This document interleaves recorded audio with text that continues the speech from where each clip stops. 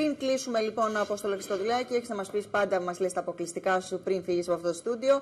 Τελευταία προγράμματα, πάμε να δούμε λίγο τι γίνεται και με τους αγρότες. Υπάρχουν σε εξέλιξη και αναμένουμε και επιδοτούμενα προγράμματα για τους αγρότες. Παλαιότερα είχαν τρέξει προγράμματα του Υπουργείου Ανάπτυξης. Περίμενε, γιατί τώρα ξέρω ότι τους τα ζητάνε πίσω τα χρήματα. Τι γίνεται, Απόστολε, περίμενε, με μπέρδεψες τώρα. Μας τα ζητάνε, αλλά και τα δίνουν. Έρχονται καινούργια προγράμματα. Έρχονται καινούργια προγράμματα, θα αφορούν νέους αγρότες, θα αφορούν μεταποιητικές δραστηριότητες στον αγροτικό τομέα, σχέδια βελτίωσης των αγροτικών δραστηριοτήτων εν γέννη, κατάρτιση νέων αγροτών, όπως επίσης και ενισχύσεις βιολογικής καλλιέργειας και γεωργίας, κτηνοτροφίας ή άλλων δραστηριοτήτων αγροτικών. Περιμένουμε με ενδιαφέρον να δούμε τις λεπτομέρειες αυτών των προγραμμάτων και πιστεύω ότι και το αγροτικό τομέας πιθανόν να μπορέσει να επωφεληθεί από τις δράσεις της. Περίπου πότε το περιμένουμε αυτό? Αυτό ενδεχομένως και μέσα στον Οκτώβρη να βγουν οι πρώτες προκηρύξεις. Γιατί χρειάζονται κάποιες επιδοτήσεις. Εννοείται ότι χρειάζονται κάποιες επιδοτήσεις και ο αγροτικός τομέας, επαναλαμβάνω, παρότι στις ανεπτυγμένες οικονομίες ο αγροτικός τομέας έρχεται σε δεύτερη φάση και έρχεται μπροστά ο τομέας των υπηρεσιών,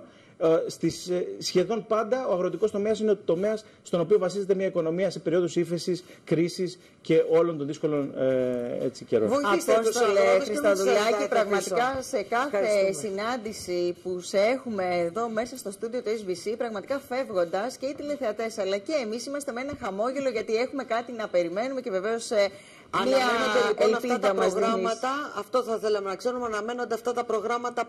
Πες μας πότε. Μέσα στον Οκτώβριο ενδεχομένως θα τα δούμε. Περιμένουμε στην κυβέρνηση να είναι συνεπής, όπως είπαμε. Και εμείς σε περιμένουμε κάθε 10 μέρες να είσαι στο στούντιο του SBC για να μας ενημερώνεις βεβαίως για όλα τα προγράμματα. Σε ευχαριστούμε πάρα πολύ. Καλό μήνα, Απόστολε Χριστοδουλάκη.